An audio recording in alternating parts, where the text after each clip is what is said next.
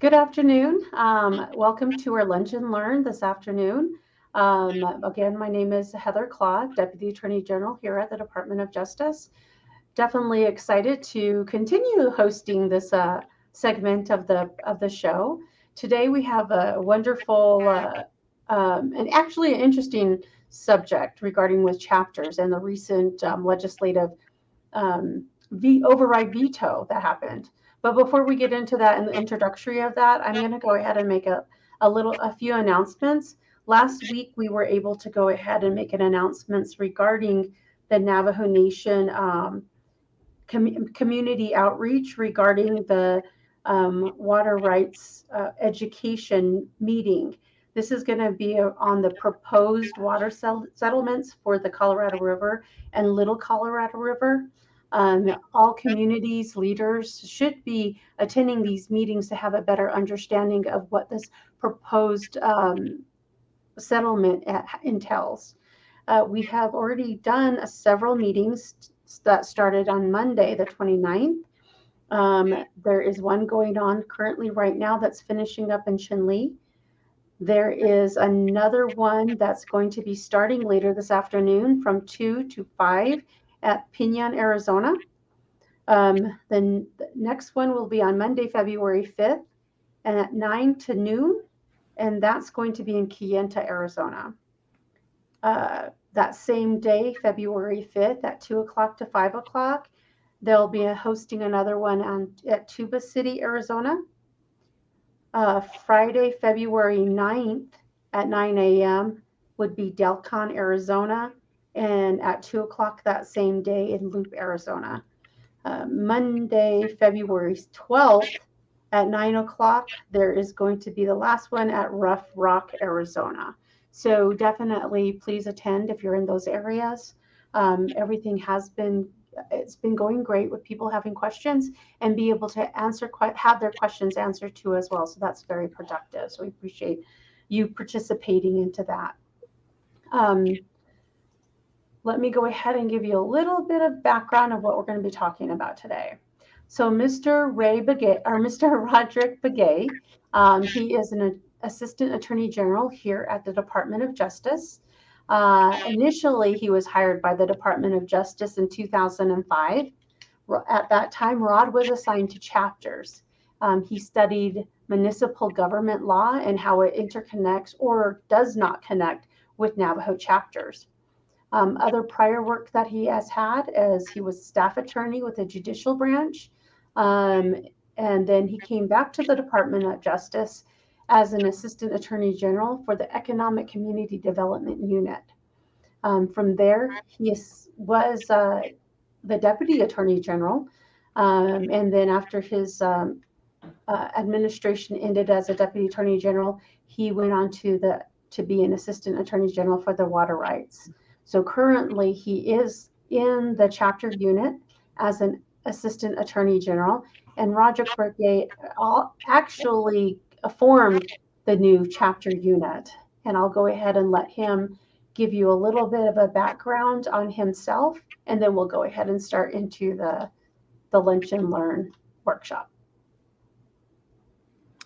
Yate, Anosko, She, Roger Begay, She. I go by Rod. I don't net national gay ya. Twenty question snow. Be between a bushes chain. Kia ani a dash che do sit na Jenny a dash another. And Ado Telana a adat nasha. And as Miss Claw said, I'm one of the AGs here at the Navajo Department of Justice.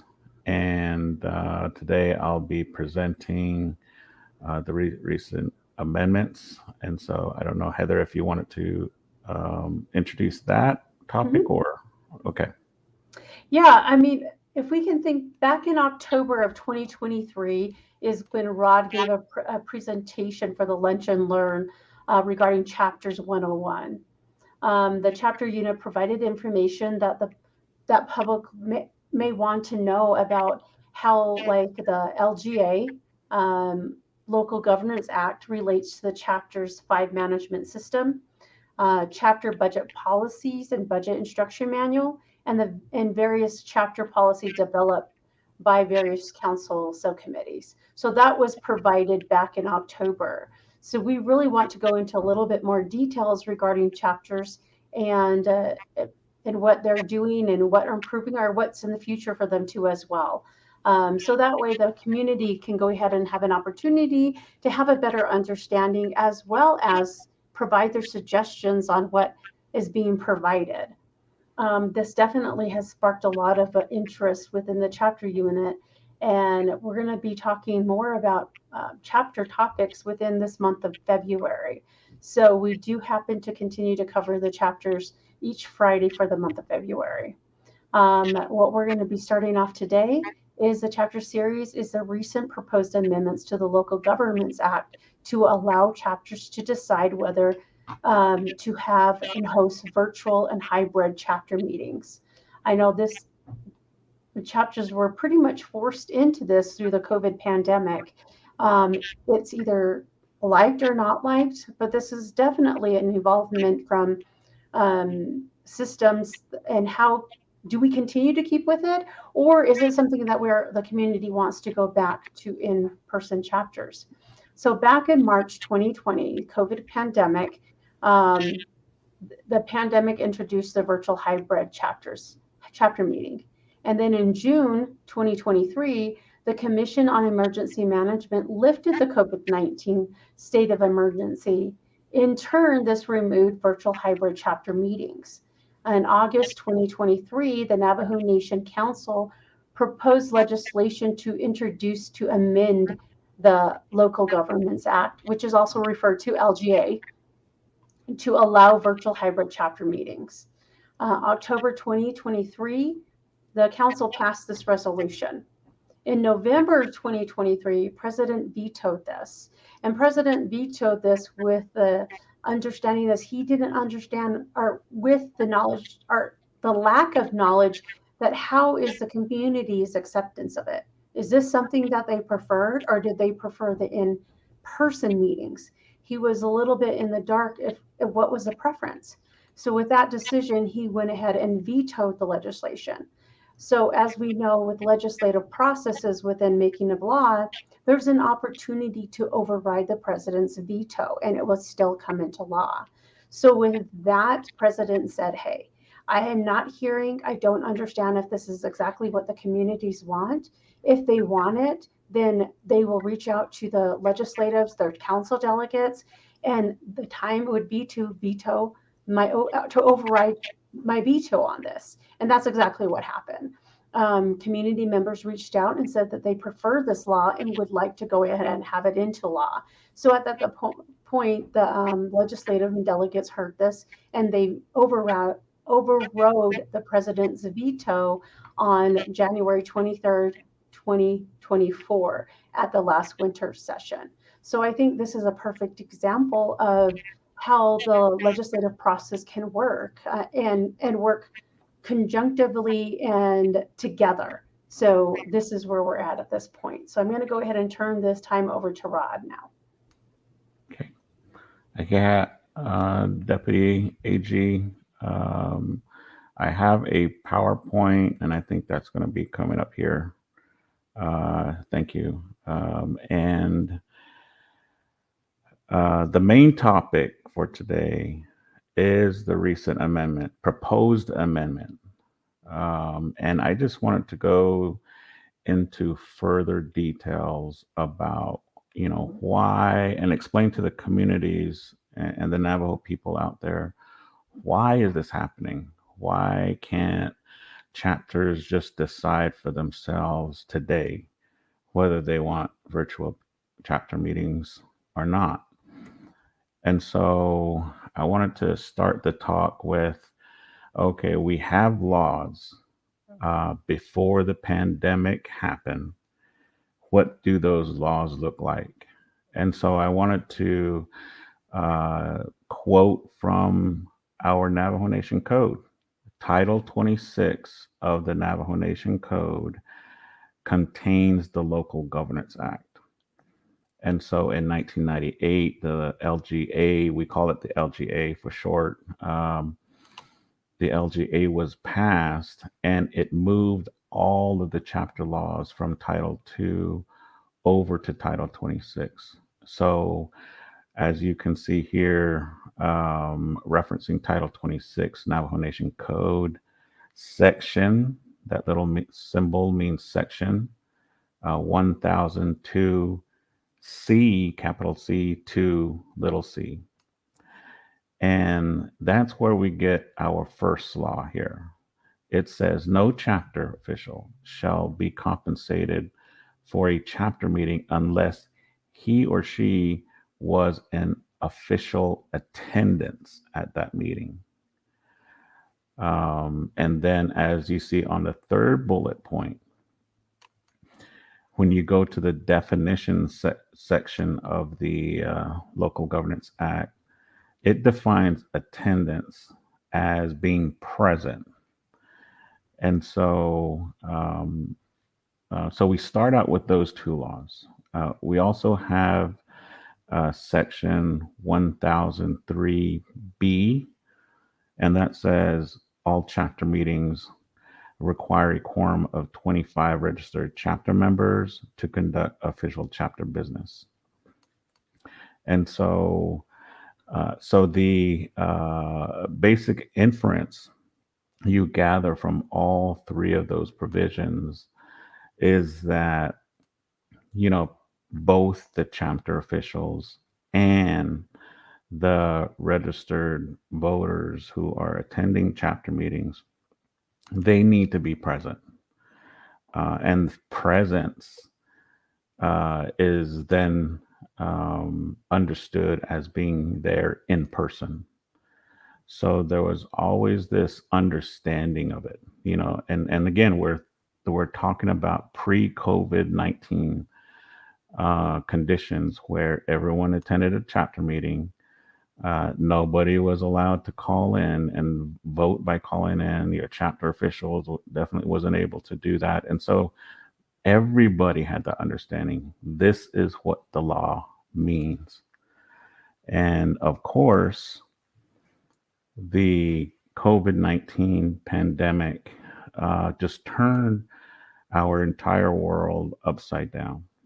And so just to, you know, from my perspective, what was happening at that point, you know, when in March, the state of emergency was initially declared, you had a series of events, and these dates that I have on this bullet point, you know, if I could do a full history, you know, this one slide doesn't capture all the things that we did in March, in the month of March, April, and May.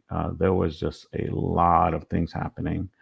But, you know, but beginning with the executive order on the 13th and how that moved over to some of the actions taken by the Division of Community Development, memorandums being issued to all the chapters saying, you know, start planning for providing essential government services. You know, those things were happening in the background. And then my office was communicating with the Office of Legislative Counsel. The Office of Legislative Counsel is primarily responsible for drafting laws. And so we were looking at chapter meetings, particularly because on the 18th of March is when the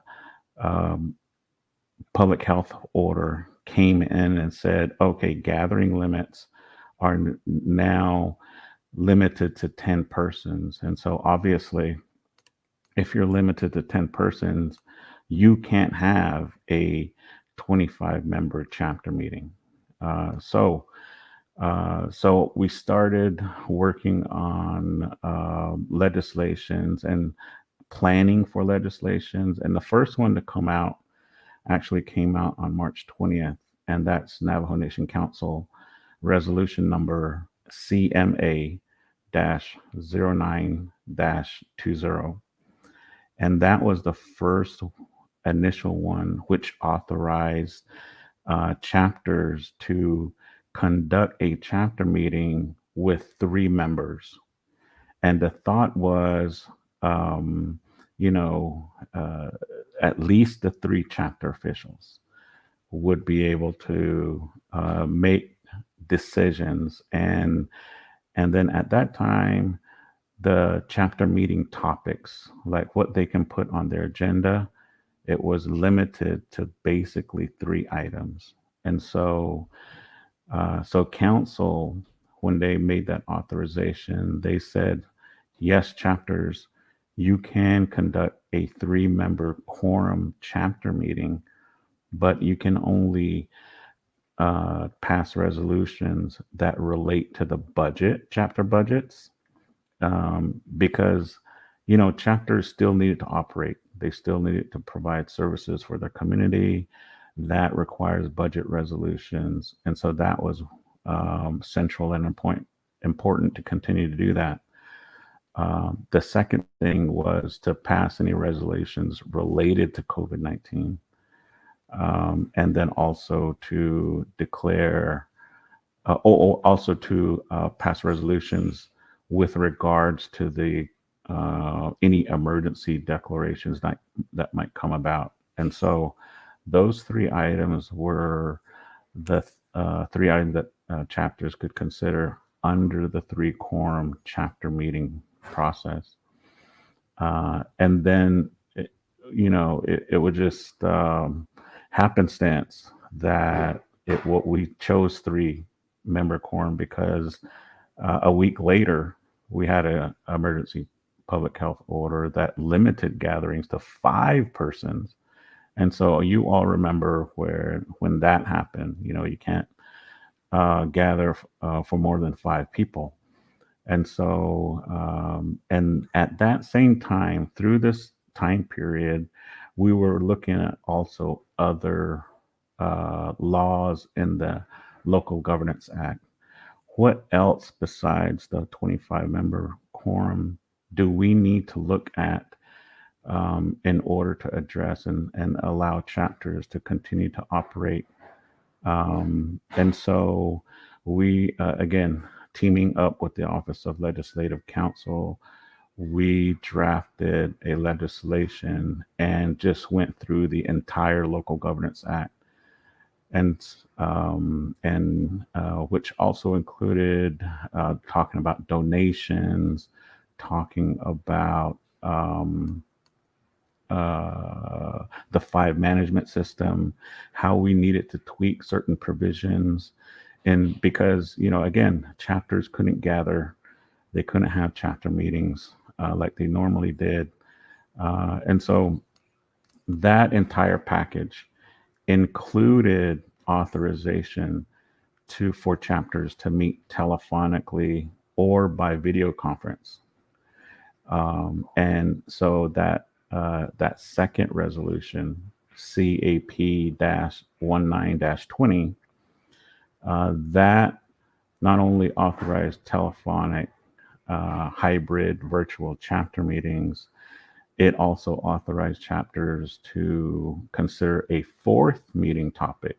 So in addition to the 3 topics, a 4th meeting topic, optional, would be allowed for chapters to consider, but that 4th meeting topic had to be reviewed and approved by the Division of Community Development. And the reason why we did that was, not to allow chapters to have passed resolutions through the 3 chapter officials where it might need consideration by the entire community. And then again, if we were to go back in time, we're there at March, not April, and we're thinking we only need this for 90 days. And so, this is going to expire in 90 days, not knowing that it would last, over 3 years. We were thinking, okay, this is the temporary measure we're going to put in place These are the temporary suspensions of the Navajo Local Governance Act that we need to make. And initially it was vetoed. And then council overrode the veto in May of 2020. And soon thereafter is when I issued a memo to all of the 110 chapters explaining in more detail, what all those authorizations meant.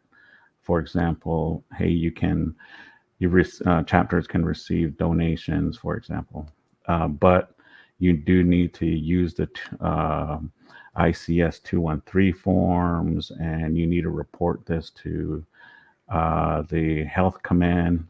So all of those detailed procedures in order to effectuate the council resolution CAP-19-20 is what we did. And so that continued later into 2020. There was a thought that, okay, maybe we're getting over the hump of the COVID-19 pandemic. And so towards the end of summer of 2020, we developed a Navajo Nation return to normal plan. And for chapters, we called it a chapter return to operations plan. And I remember drafting that with the help of the CDC guidelines and helping chapters return to a sense of normalcy, but then keeping precautions. And so that was happening later into 2022. 2020. And then we get into 2021. We're slowly returning back to, again, a sense of normalcy. By this time, chapters are already having quorum meetings. They're getting used to the hybrid system, in person plus those on the phone and online. And so some chapters are getting good at this, and we're noticing it at DOJ. And so and we're asking chapters, how are you conducting your chapter meetings, so that we can share some of the things that you all are doing. And so we get good feedback, and I put that into a memo and saying, okay, chapters, those of you that don't know of a good process to count votes and how to make sure that your attendees are registered chapter members, here's some guidance. And so that's what we did. And then in June 2021, council passes another resolution, and council says, okay, chapters, you have 90 days to return back to the 25-person quorum. And again, nobody had foresight to think that, we're going to have these cycles of COVID-19, right? The numbers go down and it goes back up, and it goes down and it goes back up, and so that was happening at that time. And so in June of 2021, the thought was, okay, we can lift some of these things that we did for chapters. And so, okay, chapters, you got used to the virtual hybrid chapter meetings, but now we're giving you 90 days to return back to a 25-person quorum. And remember, at that time, we still were operating under a 10-person gathering limit, but there was just some planning put in place. The Navajo Nation government at that time had returned back to normal, and had employees coming back. Well, most employees, not all employees. But, the next step was, okay, now we need the chapters also to come back and start having normal chapter meetings. Obviously, that didn't happen.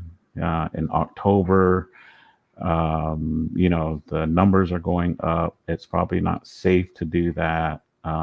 So council extended the 90-day deadline for another 90 days. So now we're pushing it into January. And so maybe in January of 2022, we'll get back to normal. No, that didn't happen either. And so um, council passed council resolution number CJA dash 01 dash 22. And so, and that basically extended everything again. And it was extended indefinitely. So now we're not dealing with any 90-day timeline. We're just, council, we're just going to continue to allow temporary virtual hybrid chapter meetings. We're going to do that indefinitely. And that law says all of the things that we're doing for chapters, all these suspensions of LGA laws, that's all going to expire when the Commission on Navajo Commission on Emergency Management lifts the COVID-19 emergency. That's what it says in that resolution. And so, did it happen in November when the gathering limit was removed by public health order? No. We had the gathering limit removed. So at that point, there was no reason for chapters not to have a 25-member quorum. But because the state of emergency hadn't been lifted, it allowed chapters to continue with the 3 quorum. Some chapters were meeting with just 3. Some chapters with 5, with 10. Anything less than 25 or their normal quorum. They were allowed to do that, even though the gathering limit was removed. And then in January of 2023, the mask mandate was lifted. And so slowly again, slowly returning back to a sense of normalcy, and until we finally, June 15th, 2023 is when the Commission on Emergency Management deactivated the COVID-19 state of emergency. So what happened? Obviously the law that allowed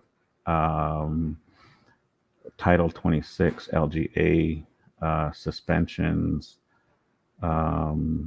to occur until the emergency was lifted.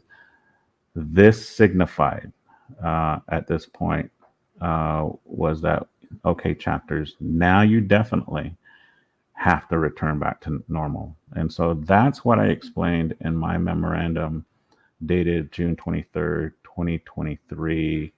And I just quote from there, from the memo: all chapters will need to establish chapter meeting quorums through in-person meetings. Again, that's based on the 3 laws that I began this whole talk with. Those are the 3 laws that forms the basis as to why we have in-person requirements for presence and attendance. Okay, so as Deputy AG Claw mentioned, there was legislation introduced, and then eventually it was approved by council in October of 2023. And so, did this amend, the Local Governance Act? answer no. But here's some couple of clauses that may be interesting for the public to know about what council was saying at that time. In particular, that there was a lot of support for a permanent change to the Local Governance Act. We need to change these three laws. We need to allow in-person chapter meetings, and then at my department, I also heard the opposite. I felt like it was equal. A lot of people, yes, they did want continue virtual hybrid chapter meetings, but there was the other side, arguing we need to keep it in person. And so I heard both sides. And again, it was initially vetoed, and then last week, or is it 2 weeks now? Forget about where we are in my days, but on January 23rd, legislation came before council during the winter session, and council approved unanimously to override the veto. And so where are we now? Where does that put us in the grand scheme of things? And before we get there, before we talk about that, I did want to cover what are the proposed amendments. And every time you see an underline, that means it's going to be brand new language. And some of you know that. Those of you audience that are listening, a lot of you know that. But I just want to make that known for those that maybe this is all brand new to you. And so I'm not trying to insult anyone's intelligence, but having said that, the definition for attendance, previously said attendance means presence. But with these proposed amendments, and again, the key word is proposed, now the definition will say that attendance means presence either in person or through virtual methods. And in red there, I notate where that amendment will go. And then with the two other bullet points is going to be brand new definitions. So that's why there's no red font. These are going to be added to the Local Governance Act as brand new definitions. Virtual means remote access through audio or video conferencing. Chapter meetings may be held virtually or a combination of virtual and in person, which we call hybrid. Any reference to a chapter meeting throughout this act includes authorization to hold virtual or a combination of virtual and in-person meetings. So that's one definition. The other definition is virtual attendance, which will mean that a person is not physically present at a meeting, but is still able to participate in the meeting in a manner similar to those physically present by means of an audio or video conferencing platform. Voting through virtual attendance shall be subject to voters' chapter registration. That goes without saying, but that's stated there. So voter chapter registration being verified by the chapter secretary. Which again, I talked earlier about the history. So we do have kind of like a process, and it wasn't developed entirely by DOJ. DOJ saw what other chapters were doing and then reached out to chapters and say, hey, chapter, what is your chapter? How are you doing it? And so that's how those things are developed. So we kind of have an idea about how chapter secretaries can verify chapter registration. Okay, so prior to the final vote tally as set forth in virtual hybrid attendance policies and procedures. So that's key. And we're going to talk a little bit more about that here in the next few slides, what that means and what that might look like. And obviously adopted by chapter resolution or referendum. That's another key sentence, and it'll repeat in another section of the proposed amendments. And so we'll talk more in depth about that as well. Okay. Another part of the law that's going to be amended potentially is section 1002 C2C. And so, again, just clarifying, no chapter official shall be compensated for a chapter meeting unless he or she was in official attendance. New language, either in person or virtually at that meeting. And then section 1003B. And so all chapter meetings require a quorum of 25 registered chapter members to be in attendance, either in person or virtually, to conduct official chapter business. Chapters by chapter resolution or referendum are to state whether their chapter meetings are to be conducted in person or with a virtual hybrid participation. Such chapter resolution or referendum shall include hybrid virtual attendance, participation policies and procedures. Again, I'll talk a little bit more about what do we mean there in the next few slides. So those are the underlying brand new language being suggested as amendments to Title 26. And so, let's see. So I just want to get it out in the open. Council passed a law last week.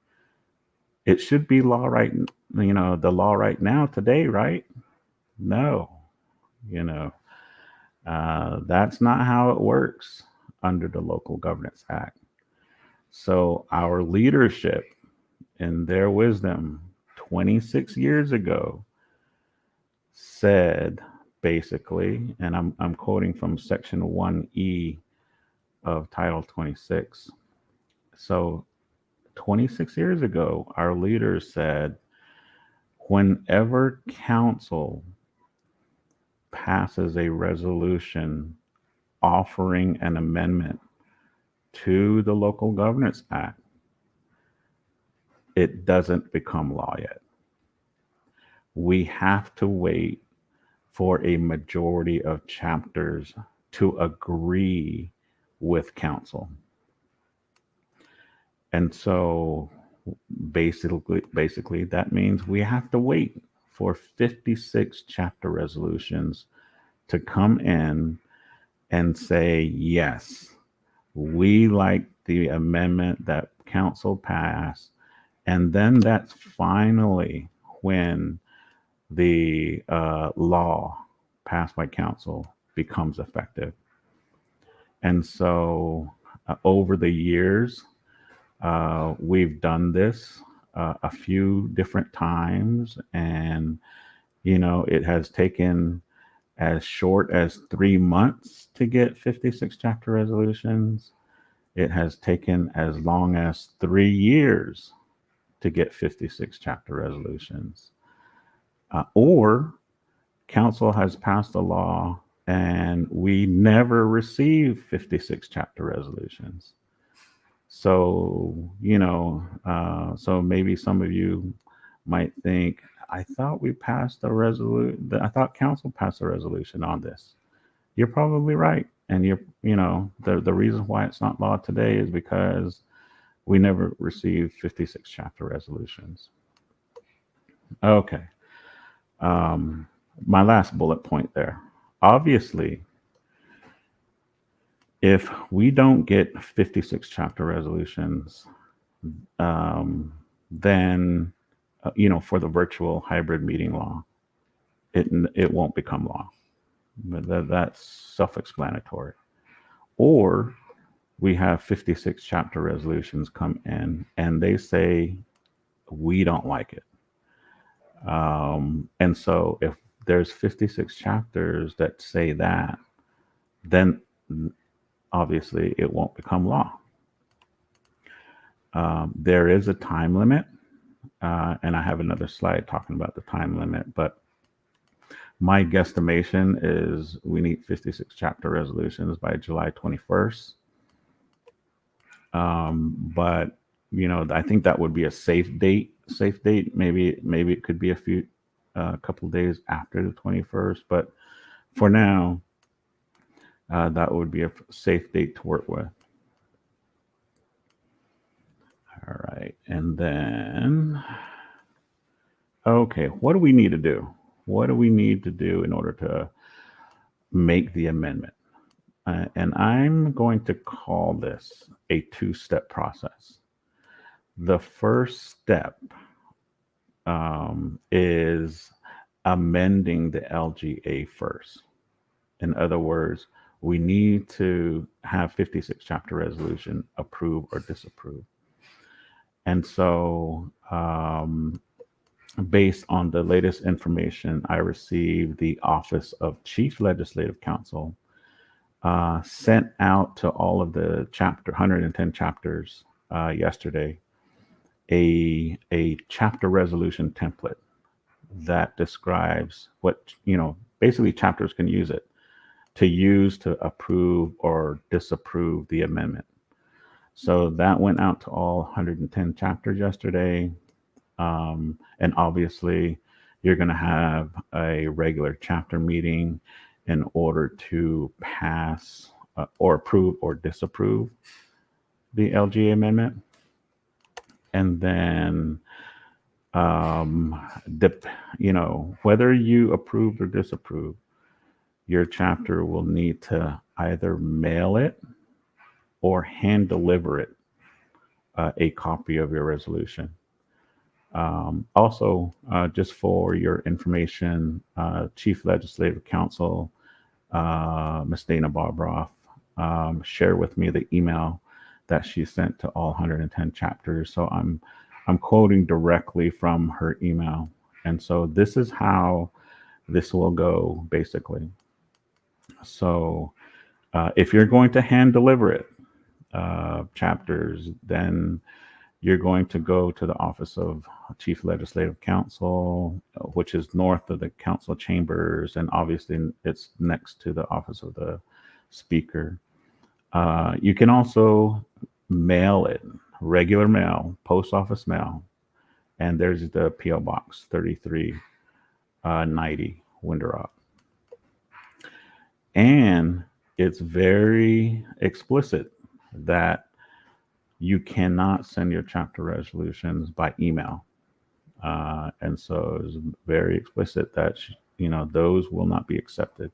So if your chapter is not aware of it, please remind them of that. And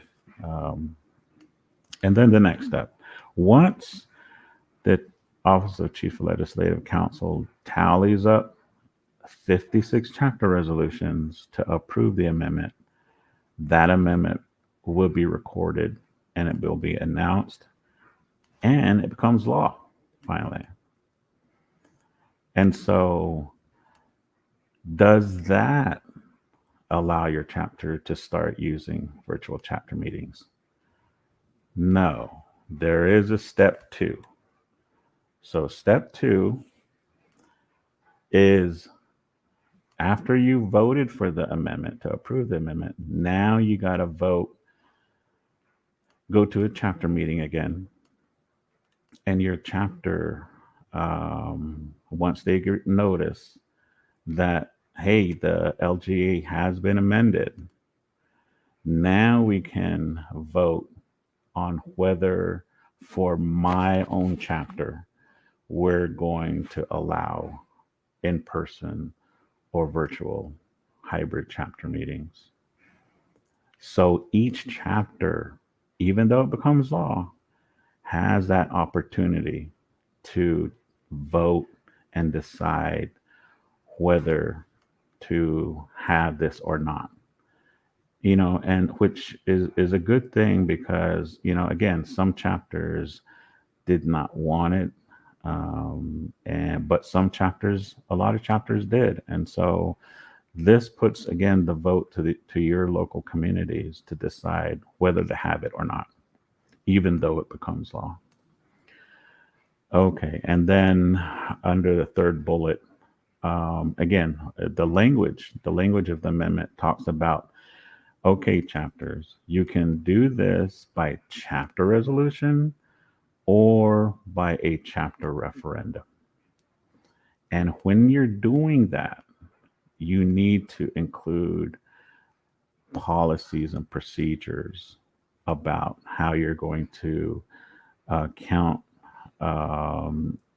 attendance, how you're going to count the votes. And so that has to be included if your chapter is going to consider or potentially consider this as a policy for the chapter. And so obviously chapter resolutions, very simple. You go to a regular chapter meeting, we approved it, great, it's passed. But some chapters we thought might want to actually pose this as a ballot vote. Maybe it's not good enough to pass it just at a regular chapter meeting. Maybe we should offer the question as a chapter referendum so that our community can actually have a ballot vote in order to decide the question. And so I thought that would be a good opportunity to remind everyone, what is a chapter referendum? Because it's not in Title 26. You have to go to Title 11, and in particular, Section 403B, and we call this the Election Code, Title 11. And so Section 403B of the Election Code is where we get these provisions. And so, first step, basically, your chapter passes a resolution and says, we want to do a ballot vote. And we're offering this chapter referendum to consider whether our community will have in-person chapter meetings, or if we're going to vote to approve virtual hybrid chapter meetings. Now, when you're using this referendum process, there are some important timelines. And if you miss these timelines, you have to start all over again. And so that's if you want to pursue it. Sometimes, you don't want to start all over again, and it, your efforts die. But anyway, so for your information, there are two different timelines in the law. The first one is basically addressing, if there's an upcoming election, and we're talking about maybe April and November of this year. If your chapter resolution says, hey, we want to put our ballot question on that upcoming election, piggyback off of that election, basically, then as long as that election is not within 60 days of the chapter resolution, that can happen. So for example, if we were in October now, and then we tried to put it on the ballot next month in November, that's within 60 days, that can happen. So that's how the first timeline operates. The second timeline is just saying, okay, we're not going to base our ballot vote on any primary election or general election date. We're just going to have a special chapter election, and and you can do that, but your special election can't happen 60 days sooner than the date you pass a resolution, and it can't happen 90 days after the date you pass a resolution.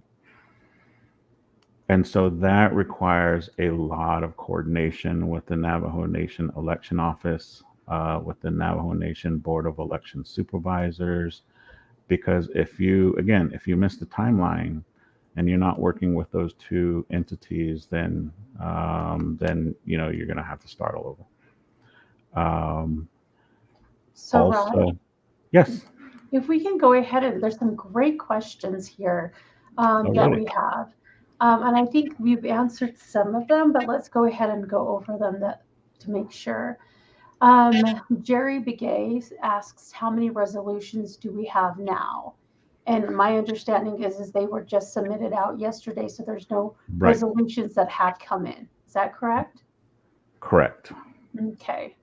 And the question is there a timeline for the chapters to pass a resolution? And Yes.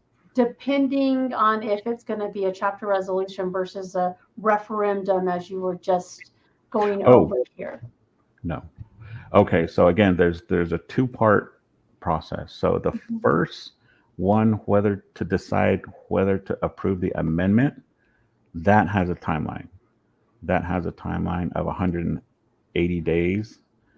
So that's step one. Step two, if your chapter wants to decide whether to have in-person or virtual, that has no deadline. That technically has no deadline, with the caveat that if you want to do a chapter referendum, and then we reintroduce the idea of timelines if we're talking about chapter referendums. Are there any other questions? I think so. So there's no timeline for the step one, or there is a timeline for the step one. For the step two, there's no timeline. Right. Okay. And what was that timeline for the step one? 180 days. 180. And so I calculated that, and I calculated it conservatively as July 21st, 2024. Okay. I think that's good to know. We have a question that asks, does this apply to chapter meetings only, or can this amendment be made to have virtual Navajo Nation court hearings? Oh, this is strictly for chapter meetings because they're amending Title 26, the Local Governance Act. Yes. Perfect. Thank you for that, for clarification.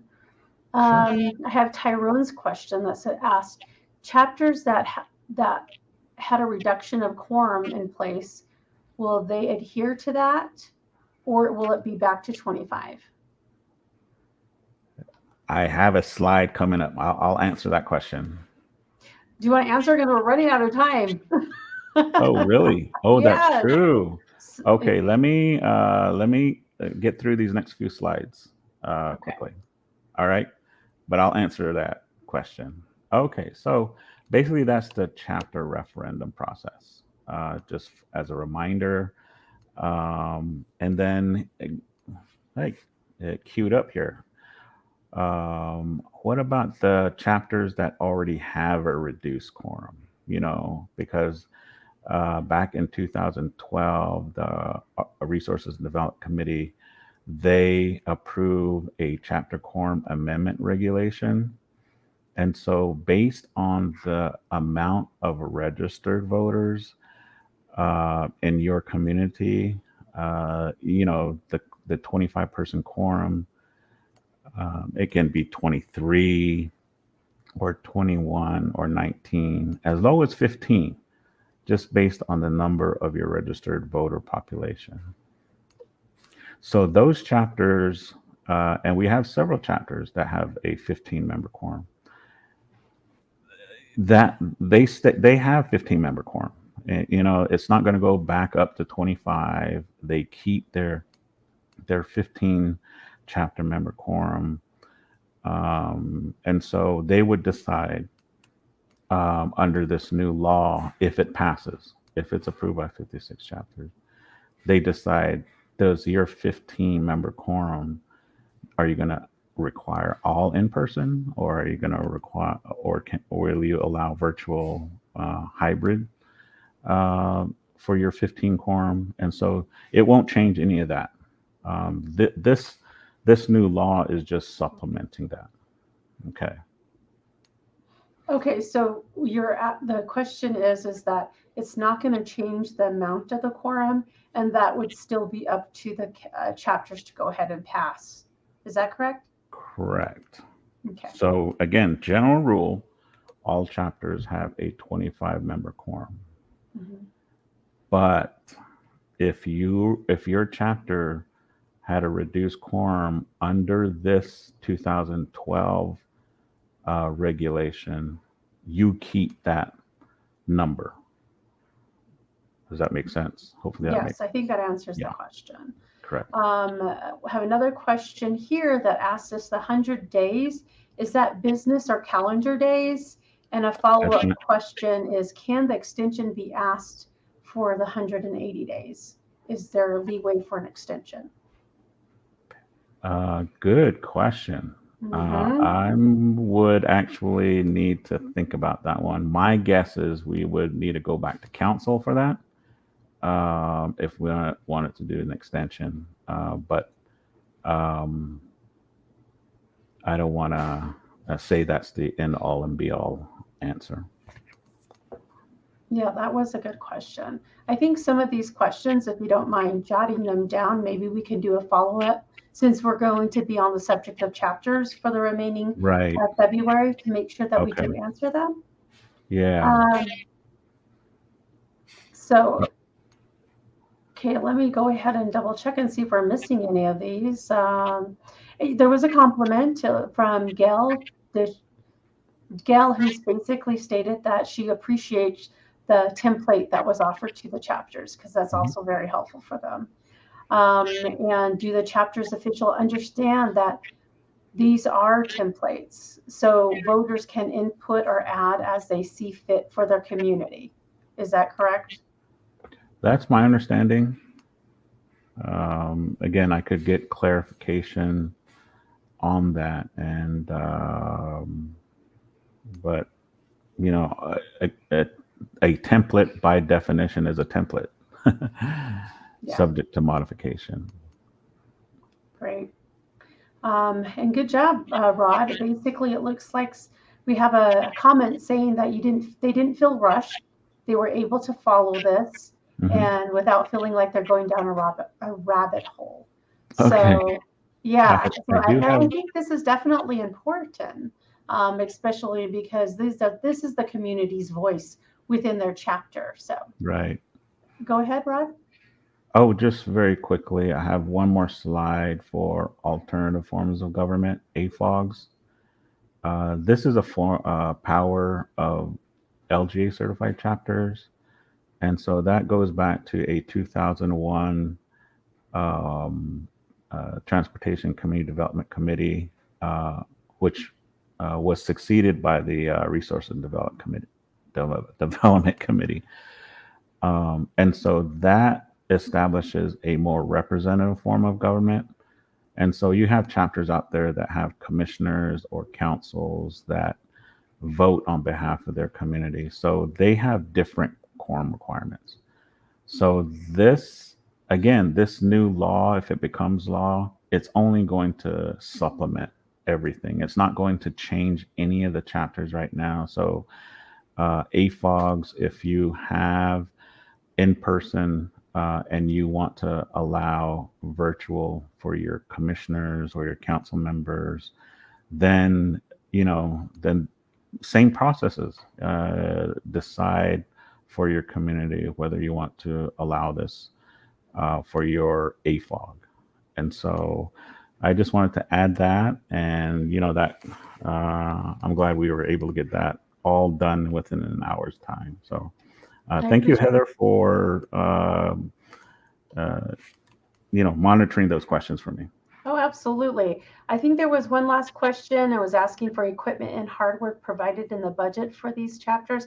Maybe they're thinking about the emergency fund that was passed, and this one was just in regards to virtual and hybrid Hmm. uh, voting at the chapter officials. Is that correct, or am I Right. missing something in this? Well, does it constitute an emergency? Good question. I'm not going to answer that right now, but it is, in a sense, if you decide to allow it for your chapters, then it's not funded. There's no funding attached to this, um, because we basically don't know yet whether it's going to become law or not. Or So not? it's definitely something that your communities can reach out to your council delegates to say, okay, now that it is law, can we have some funding to allow chapters to have some of these equipment to better serve the community, because sometimes chapters don't always have the best equipment, audio issues and so forth. So definitely a good question for down the road. Oh, excellent. Okay, so thank you for that. It looks like we're over our time on this. So thank you Okay. everybody for joining us, and please Yeah. join us again for the next for the month of February. Rod will be presenting, or his co-hosts or co-workers and co-staff will be presenting more on chapters. So thank you so much.